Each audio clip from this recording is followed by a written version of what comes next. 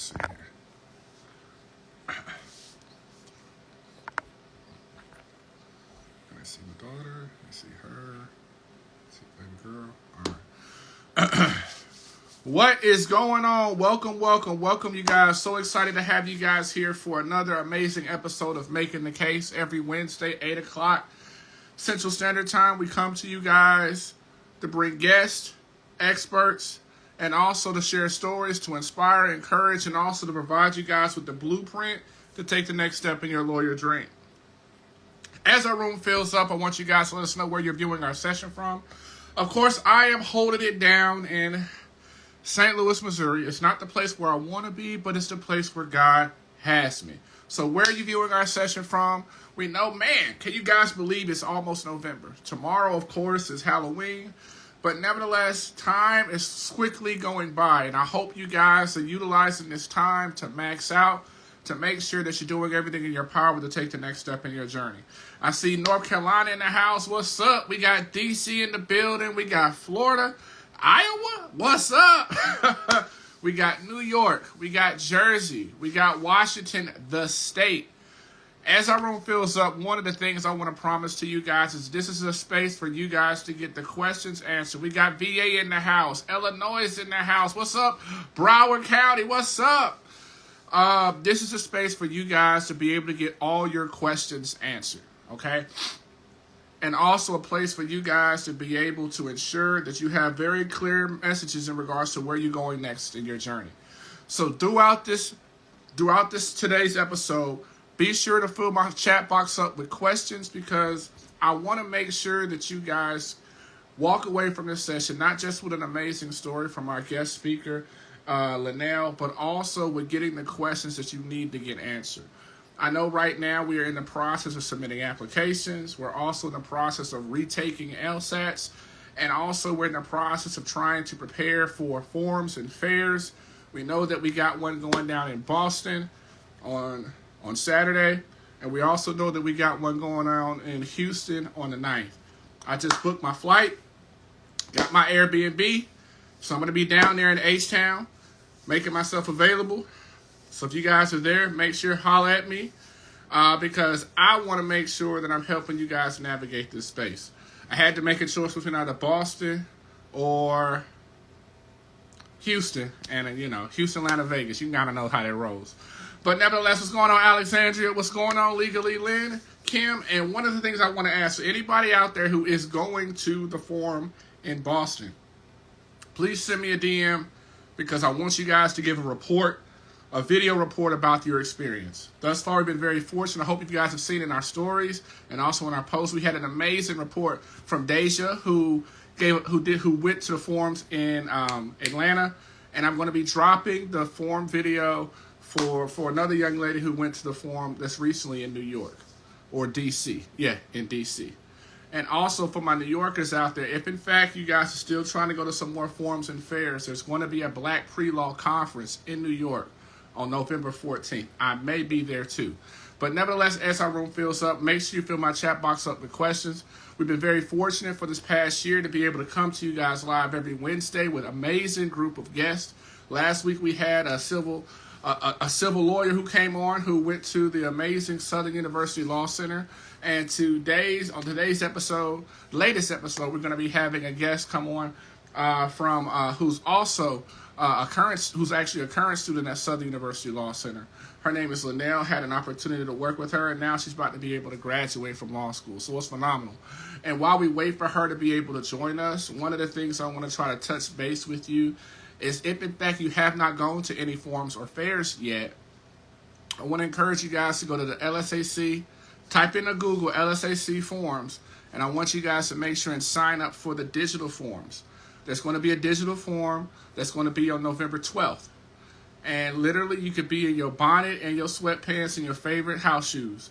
And you could be able to sit in on it and get an opportunity, the same opportunity to talk to a lot of law schools. Now, one of the strategies I encourage you guys to utilize, of course, is if you're going to do that, then also make sure you sign up for the other digital forum that's going to take place on February 6th. Now, listen, all these spots are not, it's limited space. So please do not procrastinate and utilize this as a wonderful opportunity to secure a seat. Okay, if in fact you went to the ones live, this could be an opportunity for you to be able to follow back up with some of the schools that you may have connected with before. Now, in my stories, you guys, the benefit of these forums and fairs is about the resources that become available to you and the opportunity also to be able to make an invaluable contact with the law school and start building on a meaningful relationship, okay?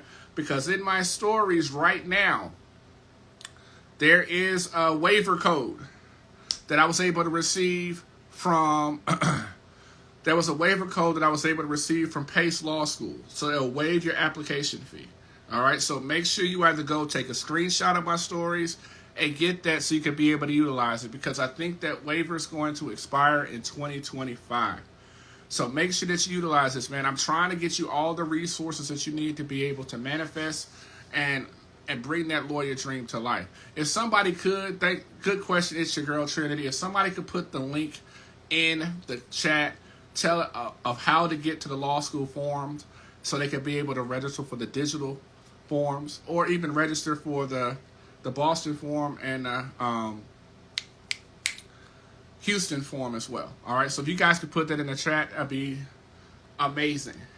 And so let me go ahead and send Linnell a message to see where my girl at. Let's see if we're going to send her a quick message real quick. Future.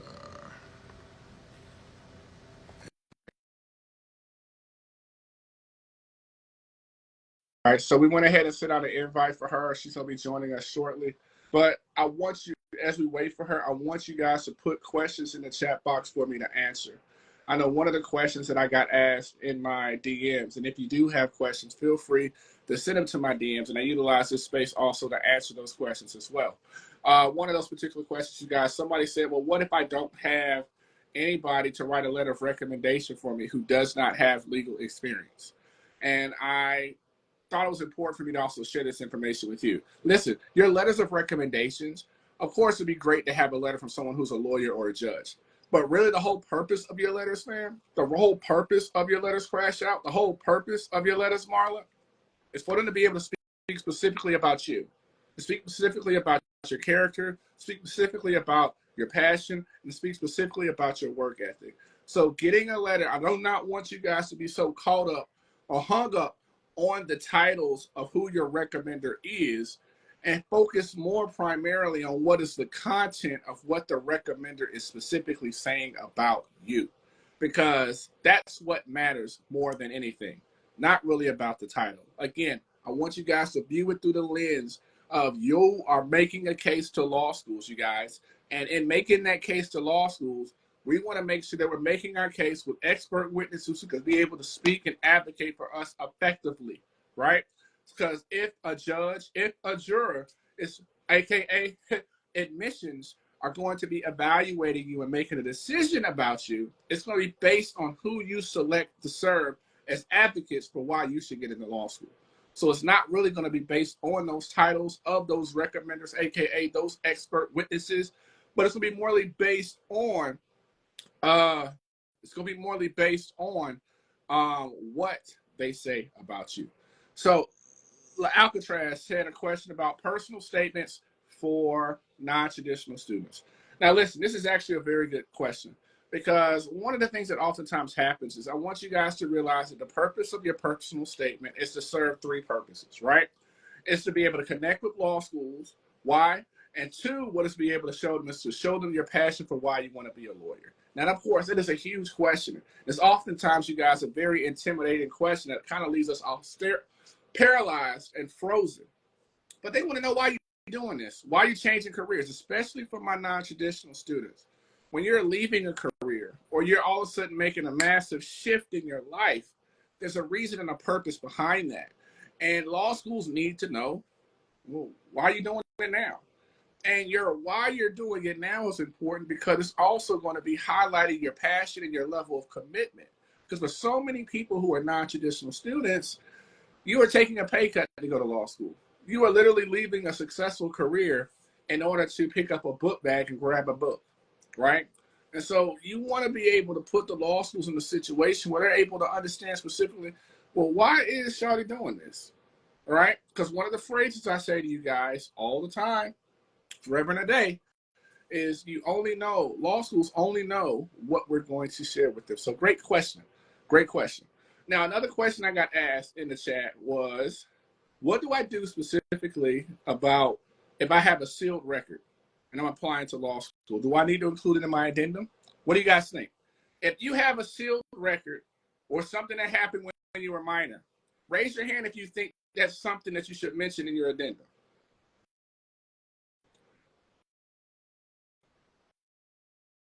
I'm the only one raising my hand, so hopefully I'm sending a sign out to you guys. So if in fact you have, let's say, an infraction where your records were sealed, or either two, you had a situation where maybe it happened when you were a minor, or even if the situation happened where you literally had your record expunged, we want to operate, what I tell people is assume nothing and confirm everything. In this situation, when being an effective counsel and representing yourself, right, you do not want to leave any room for people to make assumptions about you. You do not want to leave any room for people to be questioning your character or your integrity. And so with that being in mind, you guys, that means that you want to go above and beyond to ensure that you're being very clear about things that happened in your past.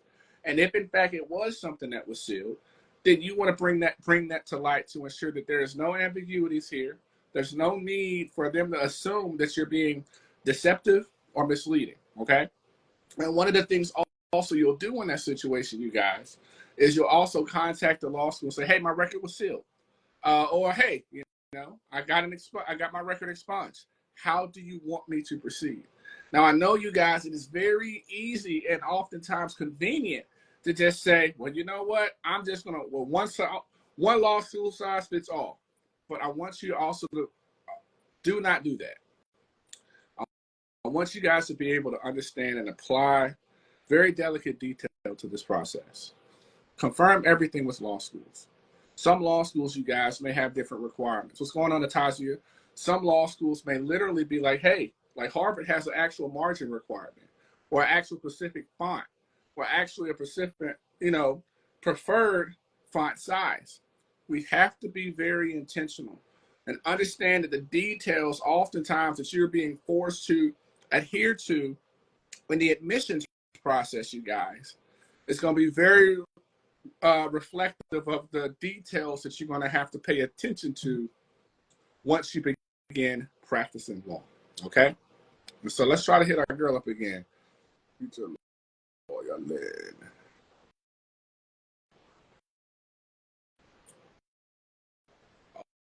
All right. All right, awesome. So I want you guys, let's see, we got some other questions in the chat. All right. And so we're still waiting for future lawyer Lynn to join us. But nevertheless, I do want to share some amazing news. And let's see if we can actually see if I can get my boy on, because he actually chatting to me right now on Instagram. 1 second.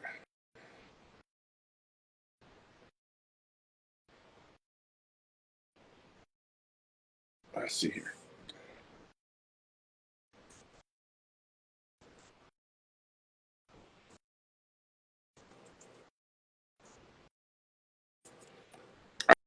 All right, awesome. So, and I'm going to send her a message too. Future lawyer Lynn. Message.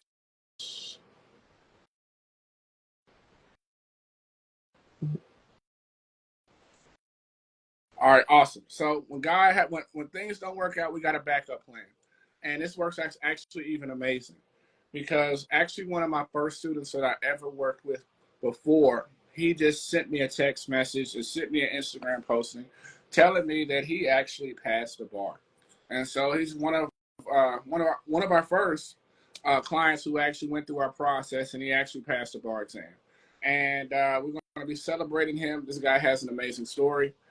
Just like Lynn did, but we'll try to get back to Lynn. I'm sure some life is life, and so that way we could be able to get you guys someone that you guys could hear and speak to. He has an amazing story. His journey included being dismissed from law school to being rejected from law school on one day and then being accepted the same week 3 days later. I want you guys to understand that on this journey at times it can be filled of chaos, but sometimes the only thing that's going to make sense is you realize and think about this at times. You're like, if you have you really seen how far you've come on this journey? Like really seen how far you've come? Have you really seen how far you've come legally, Lynn? I think oftentimes, because at times we become so consumed, you guys, with where we want to go, we don't realize how far we've come. And I think at times we need to be able to take a step back and assess that so we could be able to be proud of ourselves. I think, how often in this journey are we really just proud of where we are and living in that success, living in that particular achievement on its own? Because I think one of the things that'll be great for us is for us to be able to understand that, accept that this issue is going to be hard. It's going to be hard. I'm going to have some days where I cry. I'm going to have some days where I'm having headaches. I'm going to be having days where I'm really living outside of my comfort zone. But I hope you guys are at this particular point right now where literally giving up just really doesn't make sense. Are you guys there? Have you guys came so far now that you realize that, like, literally quitting and giving up doesn't make sense? Like, that means that everything I did way back there wouldn't make sense. And so I hope that you guys are in that space realizing that literally the only place to go is forward. Understanding that there's people in this space. And I think one of the things that I think has been beautiful, and I encourage so many of you to do, is that how long does your resume have to be when submitting law school application? It's your girl, Trinity. What's up? So when it comes to your resume, one of the things I tell people, and I did a webinar about resumes not too long ago. Let's see what we got here. All right, we'll go ahead and get my boy on real quick. I want you guys to hear him, give him his flowers, congratulate my man over here for passing the bar. Let's go ahead and get him on.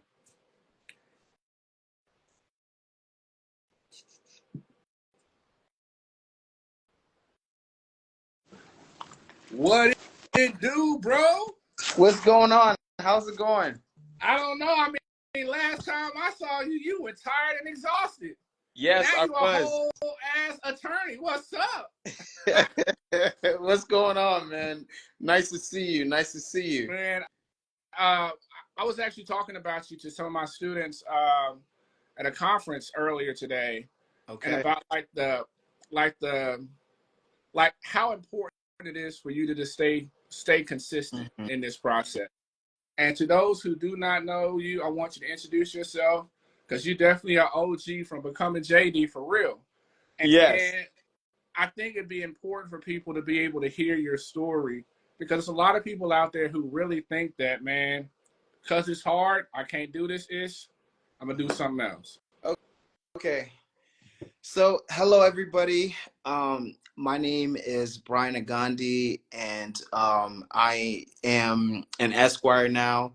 I graduated from Thurgood Marshall School of Law, and I actually, attended law school for a semester at a different institution, and I unfortunately, didn't have the grades to continue. So I had to sit out for I think a year. Yeah. I enrolled in my master's program, and I was trying to, get my way back in. I had to retake the LSAT. I had to do the process all over again. So, basically I failed out one time, and, now I am an Esquire. And I just tell you guys that because anything is possible, if you put your mind to it right. Because, during that time, I had a lot of tears. So it's like, man, I can't do it. Damn, I'm so young. I'm going to be old. I had all these things going on in my mind. But then I was just like, okay, what if I enroll in this Master's of Legal Studies program in history and try to learn something? And, let's see if I can get good grades there. Let's see if I can at least graduate. You know what I'm saying? So, I ultimately did, and I did well. I got a 3.2 from under a 2 at the previous institution. So I say that to you guys to stay consistent. If you have a goal, do not give up on it. Do not give up on it. And it's easy to do, but then I went to Thurgood Marshall School of Law. 1L, I did okay, but I was right on the I was like right on the line between going to 2L and maybe not going. So I was like, damn, all over again. No, I cannot let this happen. So what I did, I started going to office hours. I hit up the students who were doing well. I did everything in my power, and then eventually I got it right. And so 2L, my car broke down, and I was like, damn, all over again. I was on, academic probation. Then the next semester of 2L, I actually made Dean's List because I took it upon myself, to go out and go to tutoring. I stopped all the fun shit that I was having because, sometimes you think you make it and then you get humbled and you realize, okay, like I maybe not made it. So then I made Dean's List 2L year, which was amazing because it was like, wow, going from not failing out to making Dean's List is incredible. And then after that, I went to third year and I became president of Civil Rights Law Society. So I did take the bar the first time, and I was not successful, and I was devastated. I was like, damn, all these years of work from the masters to the old law school. Now fuck, I can't pass the bar, and I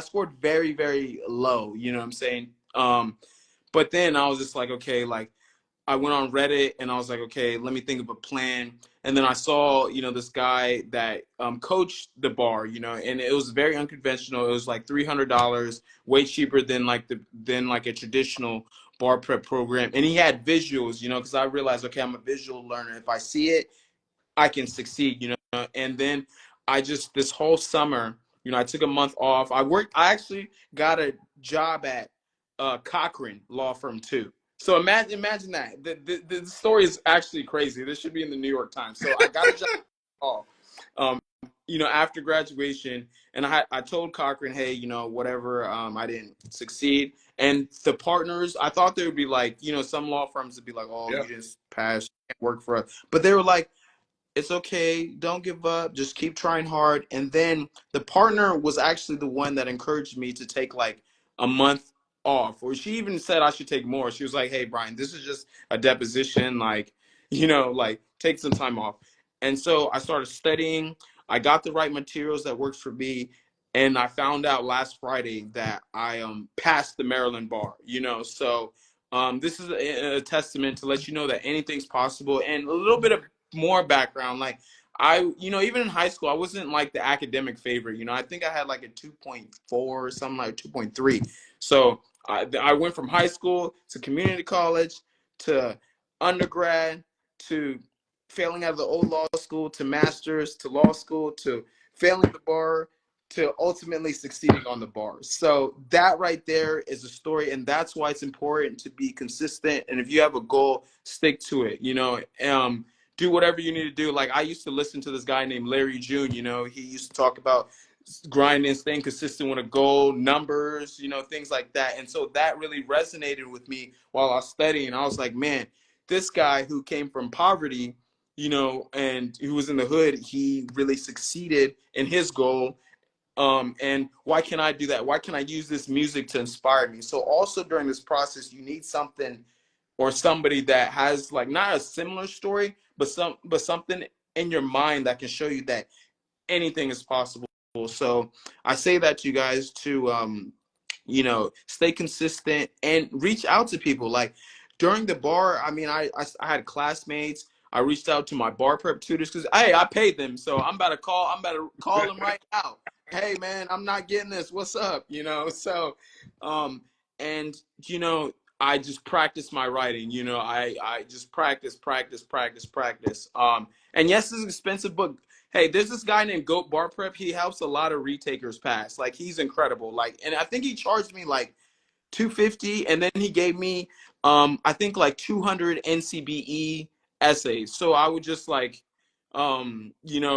each day I would write 2 essays, so that equaled around 100 essays. I did the math. I was like, okay, one essay 30 minutes. So if I do 2 a day, one going to work and one coming back for 2 months, that's 100 essays, and then you'll get used to the timing and all that. And actually, one thing is crazy. My computer actually crashed on the bar, so I was handwriting for 10 minutes. What? But yes, but but I practiced my timing so much and I knew the law so well that it didn't matter.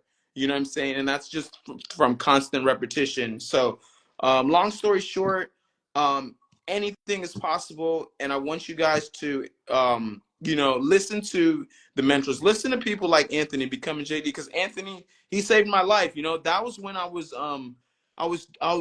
doing the Amazon truck Yep. delivery, trying to study for the LSAT. Like, it was such a grind. Like, and I was just doing that to have some money for myself and to also have some money to study. But I knew if I kept going, kept applying, used his essay techniques that would apply, and then look what and I got into third grade Marshall School of Law, which was way better than my old law school. So sometimes, you know, your blessings aren't always blocked, right? Or rejection is redirection. That's what. Yeah. And I think that's the reason why I love your story so much is because I think a lot of times for so many of us on this journey, the first time we fit, literally, I think once you start this lawyer journey, that's the first time you experience failure. Yeah. You're like, oh shit, like, hold on, what did this feel like? Like, hold on, what? And a lot of people struggle with trying to pivot. I want to know, like, for you, if you could share with them, like, what was the biggest changes that you had to make for yourself going from dismissed to all of a sudden now being a 1L? What again? So, the biggest change that I had to make was I had to cut. I don't want to say like that, but I had to get my priorities in order, right? I had to say, okay, like, what am I celebrating? Why am I going to parties? Like, what am I celebrating for? I mean, even though I graduated master's and all that, but I was like, let me get my priorities straight. Let me lock in. Let me take the necessary time that I need, in order to succeed. And just going to work and studying and less partying and less hanging out with friends during that time. And your real friends would understand. I mean, a few of them went, but it's okay. But the real ones will stay with you, and they will ultimately grow with you. So the changes are just prioritizing your time better with work and LSAT studying, and you should be fine. I think the thing is, I think, like, just to reiterate, like, in order to take the next step in your journey, you can't be the same person. You Mm-hmm. got to make changes. And sometimes people are just, as you grow and evolve, some people are going to be there and other people are not. And you just got to focus on your growth in that process. I know Mm-hmm. the other things I want to talk about is tell them that story about how your acceptance happened with Thurgood Marshall. Oh yes. Go ahead, So, put them on game. so guys, this was crazy. So basically, when I applied to Thurgood Marshall, and they initially rejected me, right?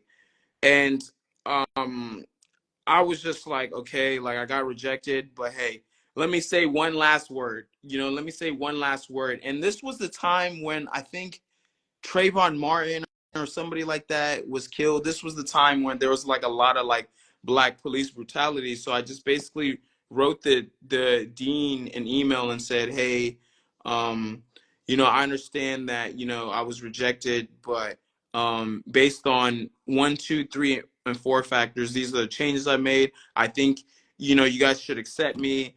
And in light of Trayvon Martin, just give me another chance. I said something along those lines, and I didn't know if it would work. They could have ignored it, but I guess my message or my email to them resonated, and then the lady called me on the phone, right, and she was like, "Hey, Brian, how are you doing? This is Dean Michelle Rahman. That was her name."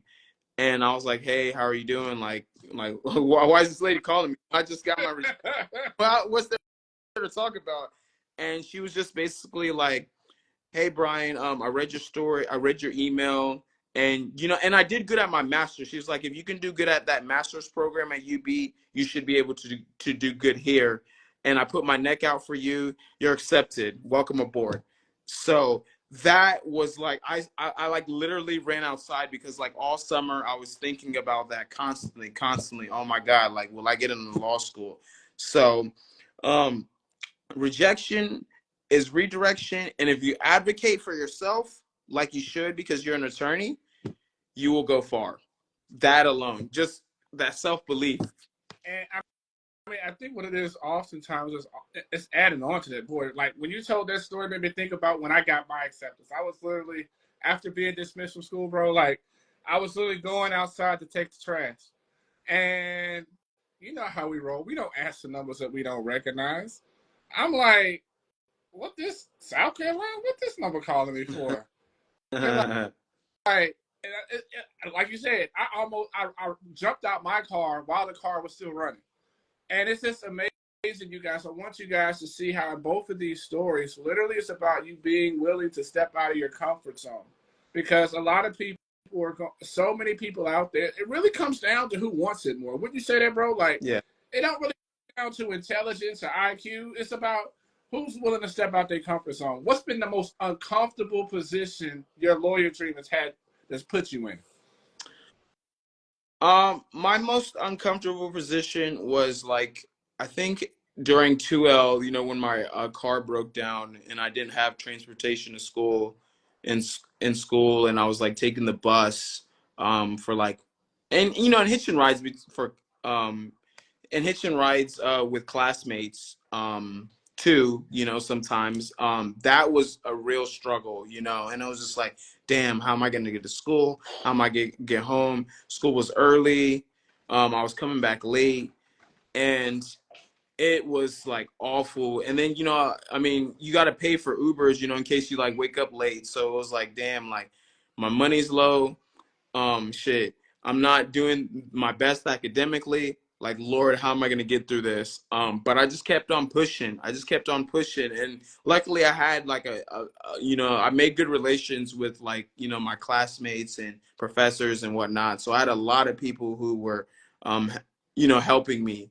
So, that was a real struggle. Just you know, like having my car break down and taking the bus. But at the end of it though, I did ultimately make dean's list though. So you know what I'm saying? I was being the people who was driving the Mercedes. You know. It's amazing how hardships, in one sense, they'll humble you, but also they'll help you discover a power or strength that you never even realized that you had. Mm-hmm. And I hope that you guys listening to his story could see yourself in his story. And it made me think about this interview Nipsey gave. He said the only thing that separates me from everybody else is I just didn't quit. And Yes. and I hear that theme as with you. It's just like I don't like to take people to church, but I'd be like, you know, God is God, but you know what, the devil's working too. And you have to make a decision if you're going to let the devil win or not. If you're going to let circumstance be the end or not. Because I sometimes, bro, when you sitting there Mm-hmm. like what the heck? Where you at? Like, what's up? Oh man. Oh man. Yes. So you know, just to reiterate on that point, you know, just continuing to have a strength, and also like it's like Eric Thomas said something. It's like, yo, you went through all this pain, get a reward for it. Like, so for me, I was like in all this debt. I'm like, yo, I'm in all this debt. Am I just gonna, you know, you gotta pay the debt back either way. So you might as well get your reward for it, which is, you know, getting accepted, graduating, you know, passing the bar. So that was kind of like my thing. I was like, there's no way, there's no going back now. You know what I'm saying? We have to make it. So once you have that mentality, the right people, like once you're out there looking for the right people and the right circumstances will come to you. Like I was looking to get into law school, becoming JD came to me. I was looking to make dean's list. The people I needed came to me. I was looking to pass the bar. The bar prep tutor that I really needed that was good for me, they came to me and I worked with them and it appeared. I mean, you still got to do the work, but if as long as you're putting the work, the universe will put the right people to help you succeed. And I think also the beautiful thing about it is just like and sharing your story is about a story of learning how to ask for help and also learning what works best for you. Because Mm-hmm. it's like almost like the first time with the bars, it's like, okay, I'm gonna do it like everybody else does it. Mm-hmm. But then it's just like, hold on, I have to do what works for me. Mm-hmm. And I think, like I tell people oftentimes, that this journey, even though of course we learn the law, I kind of really think the whole journey really is about us learning how we tick, learning what we have to do to be the best versions of ourselves. So, fam, you done did all this work, you done did all this. What's next, fam? So, right now I am working at the Maryland State Department of Assessments and Taxations, and what I do is I review corporate filings like LLCs, limited partnerships, corporations, any type of corporation. I know you guys probably might not know what that means, but I just review filings on behalf of the state of Maryland. That's amazing, right? In light of my story. So I just started there 2 months ago. That's so I want to, work a little bit more, get a little bit more experience, and then, be a corporate attorney somewhere. And I have a good relationship with Cochran. They actually wished they actually told the firm that I passed the bar on my behalf and all that, but they do medical malpractice, so I want to do more corporate law. So I'm just I just did my LinkedIn post. I'm gonna get sworn in December. And just gonna take it one step at a time, and eventually I'll tell this same story that I told you guys and write it in a book, and I think it'll inspire people. So long story short, y'all just keep going. How did the LSAT go? So the LSAT, I think the LSAT standards have changed, but that doesn't mean you can't succeed. But I was in about the mid 140s, and I still passed the bar.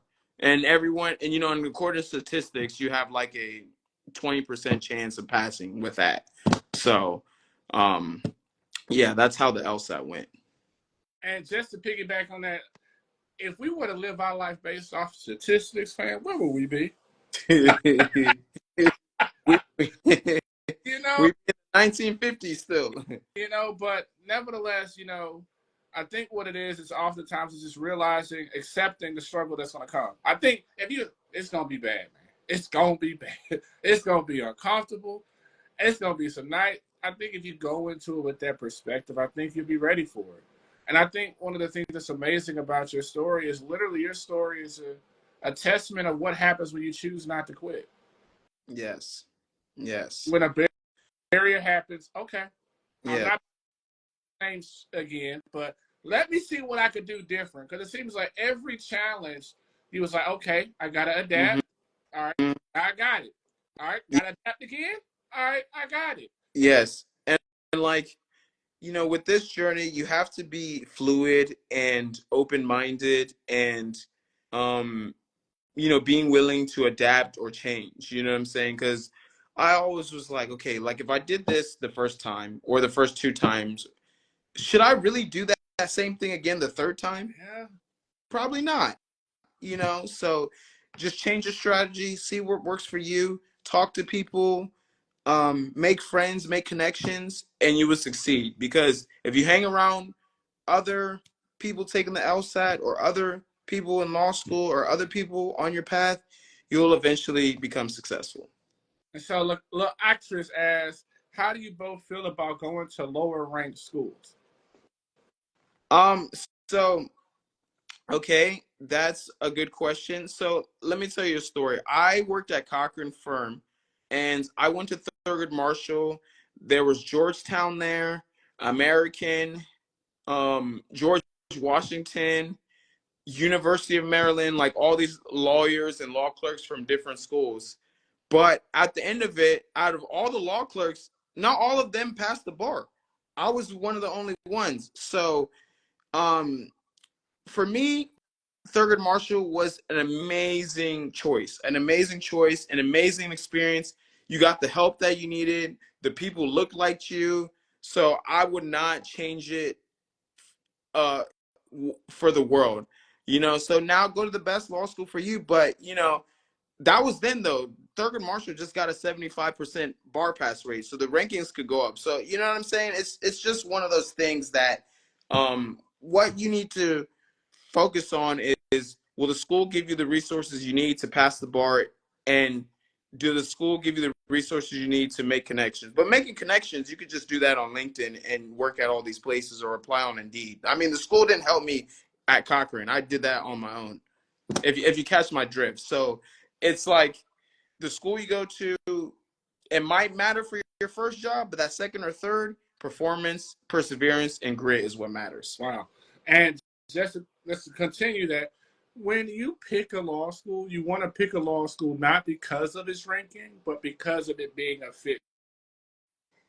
Because if you pick a school just off a ranking and it's not a fit for you, then you could be in a situation where you have this enormous debt, but you didn't pass the bar exam. Mm-hmm. The whole purpose of going to law school is to pass the bar exam, if in fact you want to practice. That may not be for everybody. Yeah. But that's why it becomes important for you to find out and really evaluate, what do you need to do your best. Some people are able to go to Ohio State and be in a stadium seating like arena for law school. That wasn't my bad. I had to go, I like something small and intimate. And so you need to know what works best for you. That's why law schools do visits. That's why law schools do these virtual, informational town halls and things like that. So attending those gives you an opportunity to find the best fit for you. Because at the end of the day, you want to be able to practice after doing all this work. And you know what works best for you. And that's not always going to be based off of rankings. And another thing that you have to really evaluate about the rankings is the rankings are also based off of some of the schools that are so-called lower ranked. They're giving opportunities that other schools wouldn't have. Yes. And because they gave those opportunities, that's also why we have Black and brown lawyers out there. Mm-hmm. Do have. And so that's where those rankings oftentimes have an impact on it. And I applaud the schools who continue to give those opportunities, because those opportunities may not have been made available at some of the other so-called higher ranked schools. Mm-hmm. Okay, someone asked you a question, bro. They said, did you ever participate in a legal clinic? If so, how was your experience? So not necessarily a quote unquote legal clinic, but I participated in student organizations such as mock trial. I was actually the class representative of that for our class against the 3Ls during my 2L year. And I was a part of Civil Rights Law Society and also Intellectual Property Law Society. So those were some of the activities that I did in law school. And we did have an immigration clinic, but my partner was the one who headed that. So I didn't participate in like a legal clinic, but I did participate in student orgs, which is just based on like what I liked and my preference. I mean, there's sports and entertainment, there's Hispanic Law Students Association, there's Asian Law Students Association. So it's based on, pretty much what you like. I hope that answered the question. And yes, Atazi, you can send it my way. But bro, again, I want to congratulate you. And again, thank you for coming on, fam. You literally are like a testimony, a walking, talking testimony. I'm sure we're going to see your story on the big screen with Will Smith playing you. Happy to. But thank you, fam, so much for coming on. And for you guys out there, I hope you guys heard this story, and I hope you guys realize that you can be a lawyer, period. My man right here is the proof. Against all odds, he made it, and he's going to still continue to make it, and so can you. We pray for you. We're rooting for you. And if you have any questions, you can also holler at my boy. I'm going to be featuring him tomorrow on Instagram, so go ahead and throw him some love, too. But, Brian, thank you again so much. And you guys, peace and blessings. We'll see you guys next Monday. Thanks, Brian. Thank you. Thank you, Anthony, of course. Take care.